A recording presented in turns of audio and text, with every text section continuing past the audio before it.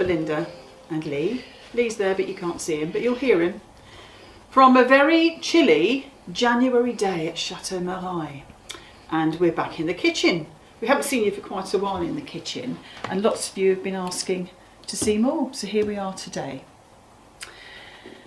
Now, previously we've shown you typically produce that we've been growing in the garden, so I've been cooking with what we've got. It's not a great time of year for vegetable and fruit production, but Lee, we do have some stuff in the garden, don't we? Can you tell us we do.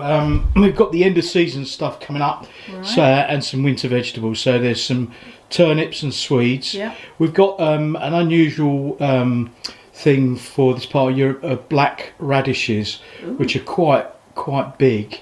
I've seen those in the supermarket for about €2 each. Yeah, that's right, and they're quite a delicacy. Plus, okay. We've got carrots coming on, okay. and I've planted shallots, onions, and garlic. So we've got some things to work with, basically. Yeah.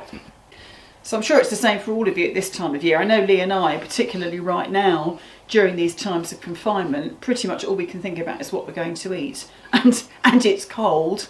So I thought today I would show you a couple of really warm wintry dishes, and I will be showing you one particular dish using root vegetables. These are actually not from our garden because ours aren't quite ready yet, but they will be soon. So I'm just going to show you one dish in particular with root vegetables, and another using ingredients from the freezer, basically, that I had left over from Christmas.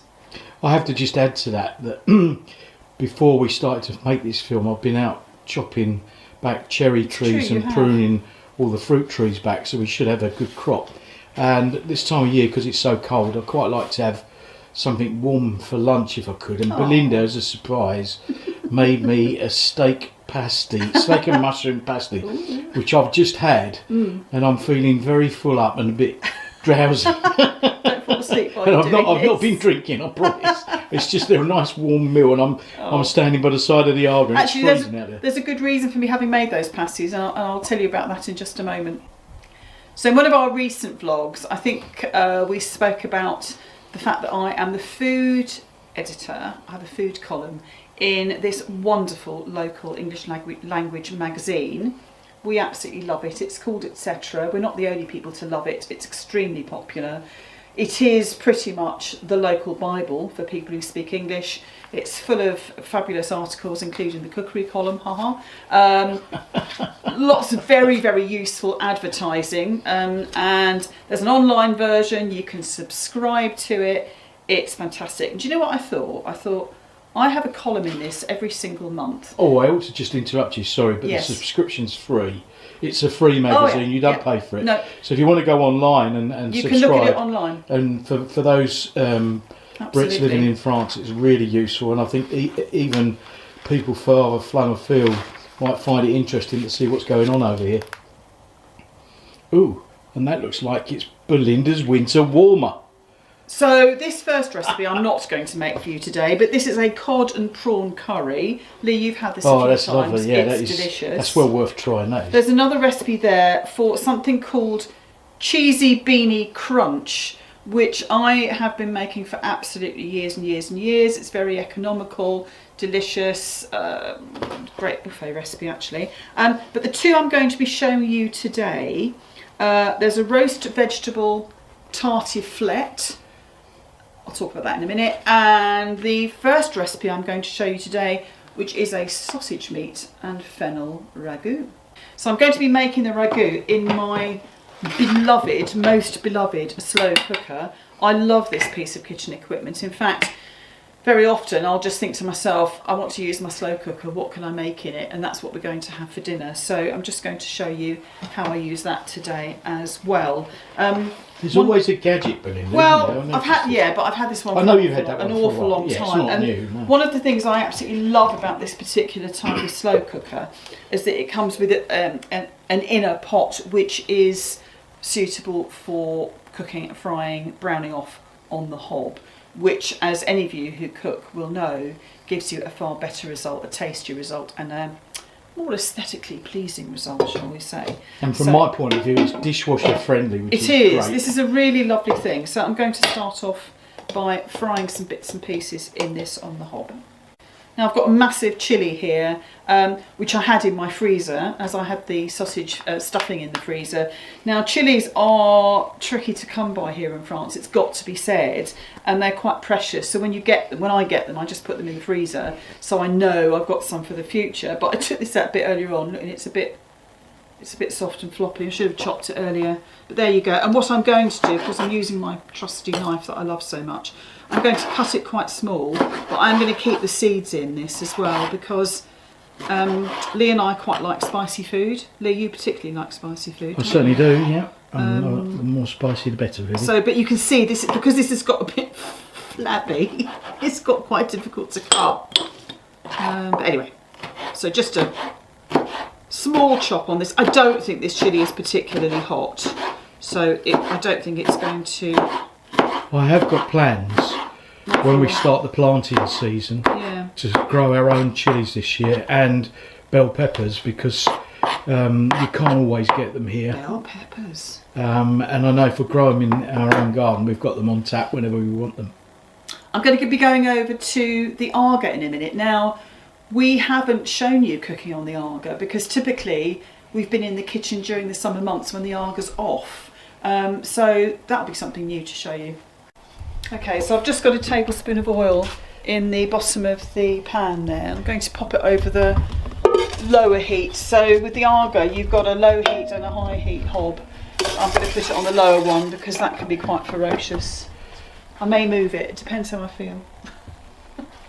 So just let the oil heat up a little bit. In fact, I might put it on the hot one just to heat. Sorry, is there one hotter than the other? Yeah, this one, take those off, is hugely hotter than the other one. So with Arga cooking, you tend to move things around. So I'm just going to heat the oil, which won't take very long on this. Try a bit of onion. Not quite ready yet. So what have you got in there? So I've got a tablespoon of olive oil. Here we go. I've got 1 onion, finely chopped. These are those nice pink onions that I'm so fond of. I think they come from Brittany.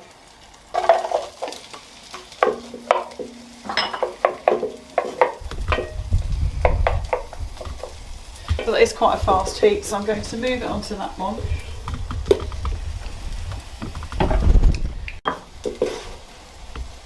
So one of the ingredients that I'm going to put in the ragu, which is really important, is fennel seeds. And what I've done with those, so that was a tablespoon of fennel seeds, and I dry fried them to get the fragrance, and then I'm going to grind them in a pestle and mortar and add those into the mix in just a minute.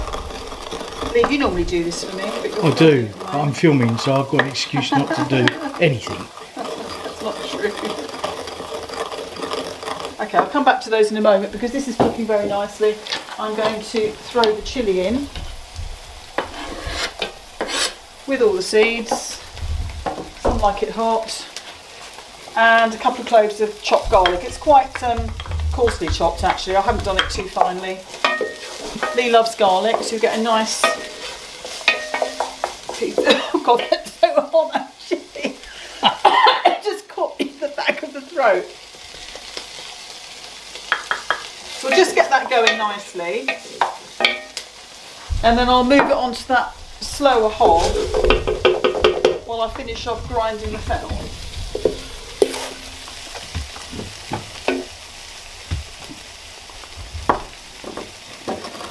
Fennel is it's very aniseedy. Can you smell it? I can smell it as I do this, and it's particularly delicious with pork actually.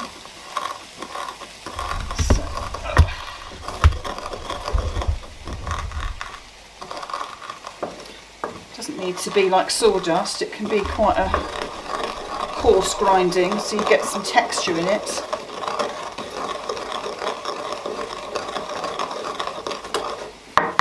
That'll do. Just checking my recipe. Right, so I'm going to add the fennel seeds into the pan like that. Stir those around. Can you show us what inside the pan looks like? Oh, it looks nice, yeah. Yeah? Yeah.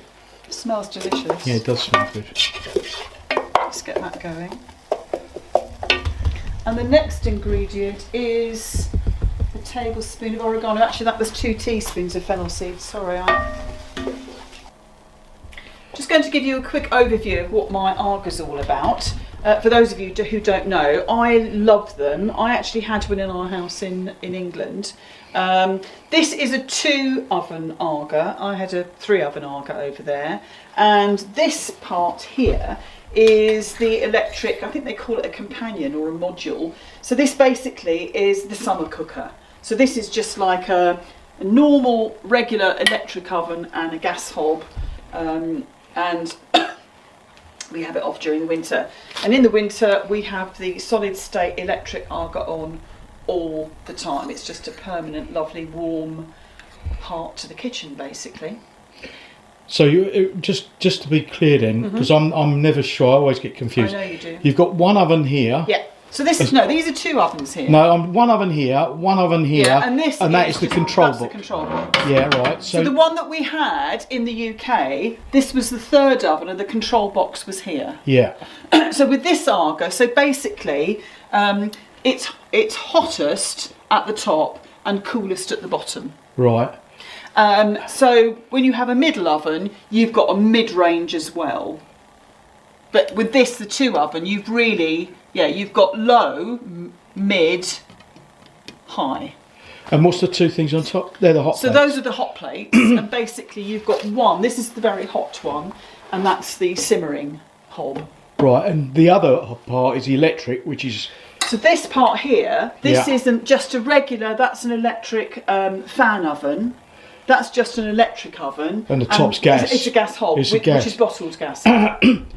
I think the thing I would like to say is in this part of France, what it means if we want to cook or if we've got guests staying here, we're not relying on any one. Yeah, there's a lot of chili spice down my throat at the moment. We're not reliant upon any one source. So we've got electric, true, actually, and we've also got gas. Yeah. So we can cook with either. Yeah. And that's really, really useful. That's very true.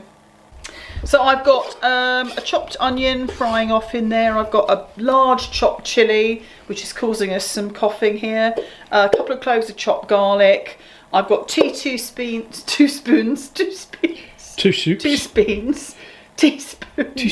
of fennel, which has been dried off in a dry pan and ground in a pestle and mortar.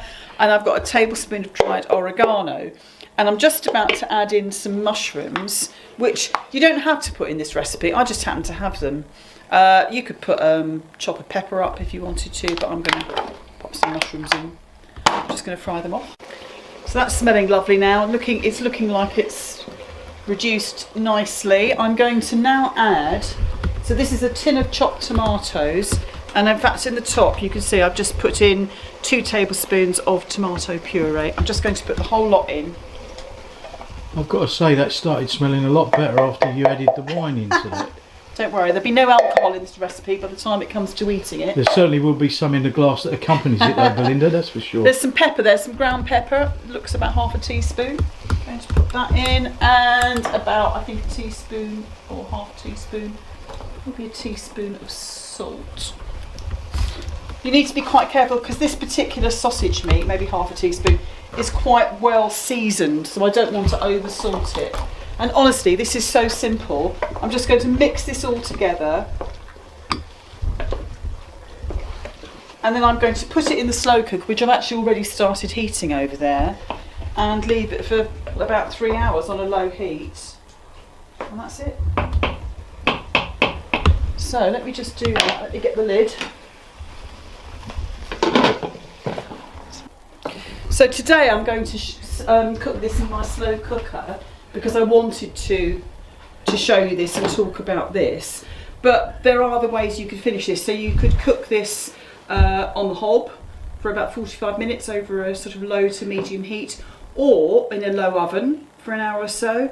Or in fact, ideally, since we've got the arga here, you could use the simmering oven of the arga and leave it in there for a few hours. That'd be absolutely delicious. So this next recipe I'm going to show you from the January edition of the wonderful etc. magazine is called a root vegetable tartiflette. That's a fine name, isn't it, Lee? A lovely name. I do love a French tart. Yes, indeed. So, it's very economical, as all these recipes this month are. Made from ingredients you could easily grow in your own garden, and we are growing in our own garden at the moment. I had to buy some ingredients this month, so I bought some lovely turnip, 2 lovely turnips, and these beautiful swedes, aren't they lovely? So these look like very refined French swedes to me, not like the rough ones that I'm used to. We're talking about the ones I grow. Exactly. There's nothing rough about the ones I grow. They're very elegant, beautiful. They taste lovely. Beautiful Swedes. So these are the main ingredients. You can use parsnips if you've got any. You could use some big carrots chopped up quite thickly. But today actually I've got some just some potatoes that I've sliced up. So what I'm going to do now, I'm going to peel these vegetables and slice them, and I will see you in just a moment. So in fact I've used one of the turnips and one of the Swedes and these sliced potatoes, because the total weight of the ingredients for this recipe is about 750 to 800 grams. So this is definitely enough. And just to say, tartiflette is traditionally made with potatoes actually, but the root vegetables just give it a really delicious, nutty, earthy flavour. So definitely recommend you to try it. So what I'm going to do now is just pop these into some boiling water, which I've had going on the Arga hob over there. So that won't take a moment. See you in a bit. Just going to pop the potatoes in. They won't take very long, 3-4 minutes, the potatoes. They just need to be soft to the point of a knife. And then, it's not quite ready, but they'll be fine. That'll be fine. That's the turnip. That's the Swede. Try and get even slices because it makes it easier for the layering and the cooking. I'm just going to put the lids back on to bring them back to the boil. That's salted water, of course, with vegetables, need the flavour. Gosh, put the pan on the right way. There we are. All done. Well, 5 or 6 minutes, let them come to the boil. 4 or 5, 4 with the potatoes mainly, maybe 5, 6, they'll be ready. So tartiflette's a layered dish and there's cheese in it. And this is the cheese you use for it. It's called reblochon. And it comes from the east of France. I think it comes from the Savoie region. So you thinly slice it, leave the skin on. So I'll just crack on with this and I'll see you in a bit.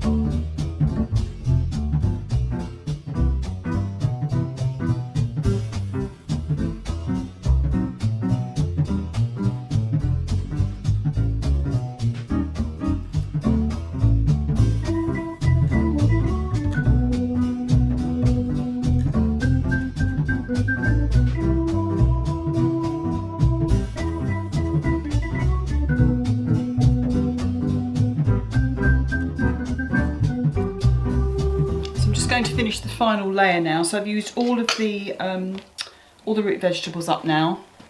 By the way, instead of the bacon with the onions, you could use mushrooms for a vegetarian version if you wanted to. I'm just going to put the last little layer of bacon, onions and herbs on top, and then finish up with the creme fraiche I should say.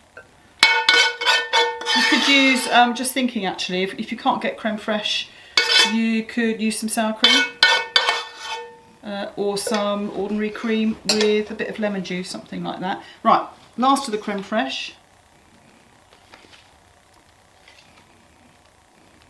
Try and spread it evenly, but it is difficult with something like this. The heat of the oven will even it out, I'm sure. So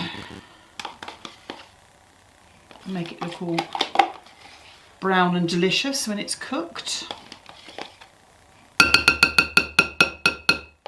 And finally, I've just chopped the remaining cheese up a bit smaller, so we get a good even distribution all over. What do you reckon, Lee? Looking good. It does look nice, yeah, it looks really nice. I mean, you can have this, gosh, it's too heavy as a side dish, isn't it, really? It's a sort of lunch supper dish, really. And, for winter, it's a real stick to your ribs, winter warming sort of dish. I really like it. Delicious. There we are. So I'm just going to pop this in a hot oven. I'm going to put it in the top oven of the Aga, at the bottom of the top oven of the Aga, which is hot. It's accompanied by a glass of chilled rosé wine, which is very nice. I would have thought more a white wine, actually. Excuse me. So I've just popped that in the hot oven. So as I've said, in the Aga, I've put that in the top of the the bottom of the roasting oven. So it's at a probably 200-ish, 180 fan type of temperature, maybe a bit hotter, for about 25 minutes, and it will come out looking crisp, bubbly and delicious, and you won't be able to resist it, but you can't have any. See you in a bit. I think, as a suggestion, Belinda, whilst that's heating up and cooking, should we try a glass of the rosé, chilled rosé, and a chilled white, to see which one is the best, that would accompany the meal best? I think the white's going to go better, because this that'll dish, do me. Yep. Well, I think this dish, because it comes from that part of France, well, the cheese certainly does, which is closer to Germany. Maybe one of the Alsace wines, something like that, might work well with it. What, like a Pinot or a How about a Gewürztraminer? That's not one of my favourite wines. No, but it might work with this. But you can get a nice Sauvignon from Alsace as well. Yeah. Okay, I'll go and see if we've got one, and let's crack one open. A bit later. So while we're waiting for the tartiflette to finish cooking, Lee's waiting hungrily behind the camera there. I was just looking for something to put on the table to put it on top of. And can you spot the difference between these two breadboards, Lee? Yeah, they're both the same breadboard, but the one on the left is bleached out, and the one on the right has got a patina to it. So do you know what? I don't get upset about many things, but actually I'm really upset because what's happened? These were both my grandmother's, actually, and this one was over here in the chateau, and I haven't looked through all the bits and pieces for quite a long time over here, because we haven't had guests for a long time over here, and somebody has put it in the dishwasher. That is obvious, because that is how it should look, and that is how it does look. So there we are, there's a warning. It will gather a patina again, I'm sure, over time. But it takes years to build I'm really that sad about that. And they do wipe clean, so... I know. And it's a breadboard, that's all it does. Shouldn't go in the dishwasher. And it's our own fault, we shouldn't have done it. Waste not, said Granny. I've got a ta-da moment. Ta-da! So, you all know I crochet. I love crocheting. And I've just made this sweet little thing for a little baby girl that was born on Christmas Eve on the 24th of December. And she is a darling daughter to a very, very, very dear friends of ours, Laura and Chris, and her name is Bee. And you know what? I don't think she's going to get to wear this before she's a much bigger girl. But I just wondered, Lee, what do you think? Maybe a teddy or a dolly? Yeah, it's very tiny. Might wear you can see by the size of Belinda's hands on it. Although, Belinda, you've got massive hands. So. Well, thank you for that. Charming. And look at this little darling. I've just... I've had some labels. I can zoom in on that. I can zoom in on that, so everyone can keep holding see. it and I'll zoom it in. I've had some labels made with Chateau Marais on them, and there's a little ball of wool and a crochet hook for all future garments. Lovely. That's for Bee. Okay, so... Oh, is it hot? Oh. Delicious. This is good. I'm getting swede, creme fraiche, bacon, onions, cheese. Lee, there's a big jar actually. Can you see the big jar? It's just out of camera shot at the moment actually. Could you reach for that jar? Because the recommendation is that you eat this dish with pickled gherkins. Now, that's the only jar of pickled gherkins I could lay my hands on, and it's huge, and if you open them you'll have to finish them. No, I'm not going to open them because I'll tell you for why. I did make those. I want to try the wine, and if I have a pickle with it, it'll ruin the flavour of the wine with the food. So I've just had a mouthful of that. I'm going to go in for the white wine first. Okay.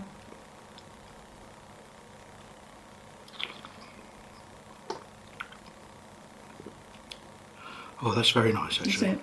Very complimentary, yeah. So what should you do now? Take another mouthful and then try No, I'm going to try a mouthful of this now. It's the same element of the dish. Yeah.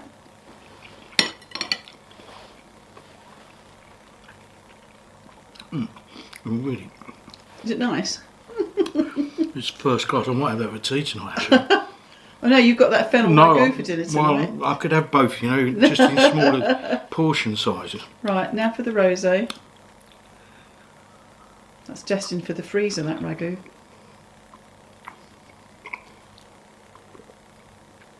I think the white's probably going to be better. I'll tell you what, the white is drier. Yeah.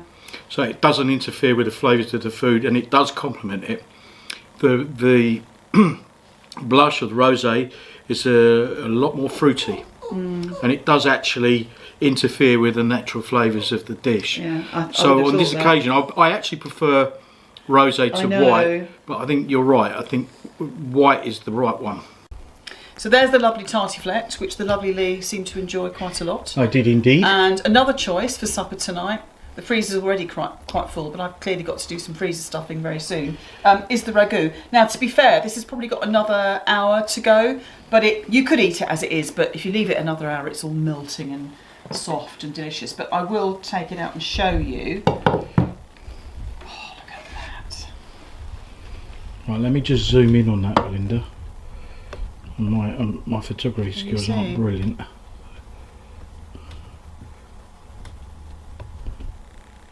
Oh, that looks fantastic. Now, what you could do, I've just noticed actually doing that, there is some fat on the top of that dish. And do you know what you could do, Lee? You could, if you let that cool overnight in a fridge or something, you could actually probably remove some of that surface fat so it wouldn't be quite such a calorific dish. However, the flavour's in the fat, as we all know. But there we are, two lovely dishes from this month's edition of Etc. magazine, which is quite a good idea for the future, isn't it? I could do a few more of these, Lee. Well, let us know what you think. I'm writing a column every month, so if anyone's interested, I could show recipes. If you want to see more of this sort of stuff, let us know and we'll do it. Time for a glass of wine, Lee, come on. So, cheers, everybody. We'll have a little sip. Cheers, everyone. Actually, that's very nice. I've had a great afternoon actually, back in the Chateau Kitchen again. We've got our own little cottage, so I don't always cook over here, and I always love it when I do come back over here and cook. I hope you've enjoyed what you've seen. Yeah. Lee's got all sorts of lovely grub. Actually, I do as well. I eat as well. I don't just cook for Lee, you know. We've got all sorts of lovely grub ready to eat over the next few days and to put in the freezer. I've got to say, ever since we've been in France and Belinda's been doing this cooking, there's a lot more of me than meets the eye now. I'm saying nothing. Nothing at all. Thank you so much. Thank you for watching. To all of you. And for all your lovely comments as well. Yeah, the support is unbelievable. It really Thank you so much. It's so heartwarming for us. It really does give us a lift to know that we're on the right track and that you guys are enjoying it. And likewise, if you want to see some more of this, we're happy to do it. And it's what we do anyway, so we're just filming what we do. Always happy to cook. So, here's to the next time, and keep following us, please. Keep subscribing. Do tell your friends and family all about us. Every little helps, as they say. Cheers. Cheers. And goodbye. Stay safe, From Chateau healthy and well. Kitchen. Bye-bye. Bye-bye. Cheers.